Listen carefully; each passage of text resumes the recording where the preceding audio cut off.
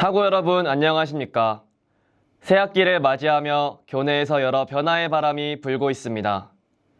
항상 굳건한 마음과 함께 힘찬 학교 생활 하시길 바라며 한국기술교육대학교 교양방송국 KCBS 3월 두 번째 뉴스를 시작하겠습니다.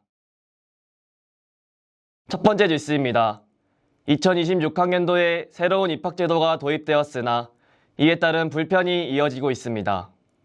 자세한 사항은 장민정 기자가 알아보았습니다. 2026년 한국기술교육대학교는 새로운 입시 전형으로 학생들을 모집하였습니다. 진로를 아직 정하지 못한 학생들이 여러 학과를 경험할 수 있도록 자율전공 전형을 신설하였으나 새롭게 도입된 전형인 만큼 일부 불편사항이 제기되고 있습니다. 현재 자율전공 학생들은 희망하는 학과를 선택하여 MT, 개강총회에 참석할 수 있으나 해당 학생들은 학생회비를 납부할 수 없는 구조로 각 과가 학회비 손실을 부담해야 하는 상황입니다. 이에 일부 학과에서는 자율전공 학생들의 참여를 받지 않아 행사 참석이 어려운 경우도 나타나고 있습니다. 이에 대해 실제 자율전공 학생의 의견을 들어보았습니다. 일단 소속감이 없다는 것과 선배들에게 받을 수 있는 자료나 조언이 제한적이라는 것이 단점일 것 같습니다. 학교에서 이제 상세한 가이드라인과 1대1 전문 어드바이저를 배치해서 신입생들에게 정보를 잘 알려줄 수 있는 그런 시스템을 배치해줬으면 좋겠습니다. 또한 대부분의 학생은 나우리 캠프 기간 중 학과별 콘텐츠 시간을 통해 학생증을 받았으나 자율전공 학생들은 해당 콘텐츠에 참여하지 않기에 나우리 캠프 기간 이후 별도로 학생증을 받아야 하는 상황이 생기며 기숙사 출입에 불편함을 겪는 사례도 있었습니다. 새롭게 도입된 전형인 만큼 불편한 점에 대한 해결책이 마련될 수 있을지 주목됩니다. KCBS 뉴스 장민정입니다. 두 번째 뉴스입니다. 지난 학기에 비해 생활관 신청에서 탈락한 학생들이 늘어난 것으로 나타났습니다. 자세한 사항은 김태훈 기자가 알아보았습니다. 최근 2년간 1학기 재학생 생활관 신청 인원 선발 비율이 14% 감소된 것으로 확인되었습니다. 이번 학기에는 205동을 외국인 생활관으로 지정하여 생활관 모집 시에 재학생들이 해당 업무를 신청할 수 없었으며 이후 진행된 생활관 2차 모집에서 남학생에 한해 약 40명 정도가 205동에 추가 배정된 것으로 알려졌습니다. 한편 입학처 재외국민 모집 요강이 도입된 2023년부터 재외국민 전용 모집 인원에 별도의 제한이 없는 것으로 나타났습니다.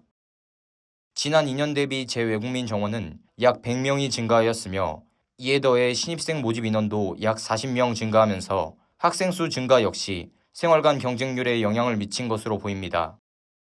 재학생 생활관 수용 비율이 낮아진 것에 대해 생활관 담당자는 입학 구조 변화와 생활관 운영 방식이 복합적으로 작용한 결과라는 입장을 밝혔습니다. 또한 1인실 축소와 관련해서는 현재 운영 체제를 유지할 계획이며 생활관 배정 과정에서 형평성 문제가 발생하지 않도록 노력하고 있다고 설명했습니다. 최근 생활관 경쟁률이 점차 높아지면서 우리 학교의 장점으로 꼽혀온 높은 생활관 수용률이 예전만큼 유지되지 못하고 있다는 지적이 학우들 사이에서 제기되고 있습니다. 외국인 학생 증가와 신입생 정원 확대가 동시에 이루어지는 가운데 앞으로 학교 측에서 어떤 대응 방안을 마련할지 귀추가 주목됩니다. KCBS 뉴스 김태훈입니다. 세 번째 뉴스입니다. 정문 회전교차로 공사 이후 버스 정류장까지의 동선이 길어지면서 무단횡단 사례가 급증하였습니다. 자세한 사항은 신현섭 기자가 알아보았습니다. 지난 2024년 6월 차량 흐름 개선과 사고 예방을 위해 천안시 주도로 본교 정문 회전 교차로가 완공되었습니다.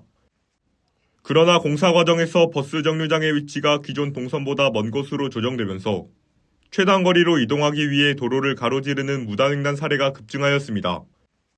실제 지도 데이터를 확인한 결과 학교 정문부터 정류장 이전 전 위치까지는 약 100m로 도보 1분이면 이동할 수 있지만 이전 이후의 정류장은 약 150m로 이동거리가 늘어나 소요시간이 1.5배 가까이 증가하였습니다.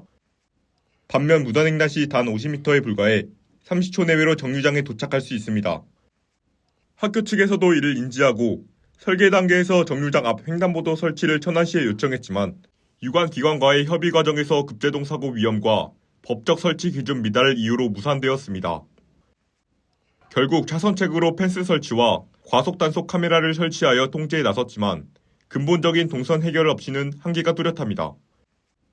무단횡단 방지를 위한 횡단보도 설치 필요성이 제기되고 있지만 또 다른 사고 위험과 법적 규제 사이에서 해법을 찾지 못하는 진퇴양난에 빠져 있습니다. 하구들의 안전한 보행권 보장을 위해 실효성 있는 설계 변경이 조속히 이루어지길 바랍니다. KCBS 뉴스 신현섭입니다.